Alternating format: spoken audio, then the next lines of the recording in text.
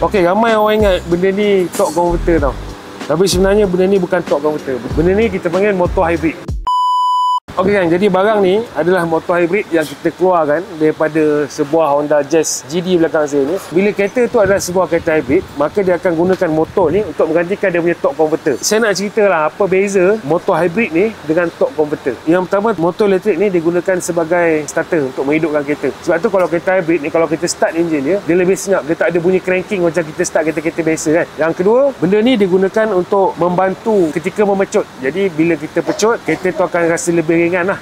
Sebab dia tak menggunakan 100% daripada kuasa enjin tu. Dibantu oleh sistem elektrik yang digenerate oleh motor elektrik ni. Kemudian benda ni juga dia boleh menggerakkan kereta kita ni tanpa menggunakan enjin. Ya, betul. Kereta ni boleh bergerak sebab ada motor elektrik ni. Kemudian bezanya ialah benda ni apabila kita apply kita punya brake, force daripada brake tu, tenaga daripada brake tu akan di-convert menjadi tenaga elektrik untuk charge balik kita punya bateri. Okey, apa pula fungsi torque converter? Torque converter ni kerja dia untuk memindahkan kuasa ataupun power daripada enjin ke gearbox untuk kita jalan. Yang menghubungkan antara enjin kita dengan gearbox ni kita punya torque converter lah. Kemudian torque converter ni pula dia menggunakan minyak ATF. Dia tak macam hybrid motor ni tadi, dia pakai elektrik. Salah satu kerja torque converter lagi ialah dia menggandakan kuasa tu. Maknanya kalau untuk kita mula berjalan, disebabkan adanya torque converter ni, jadi kereta kita lebih senang untuk bergerak, lebih senang untuk berjalan, lebih ringan dan dia tidak membebankan enjin. Dan yang terakhir sekali, fungsi torque converter ni dia bagi kita punya pertukaran gear tu rasa lebih smooth.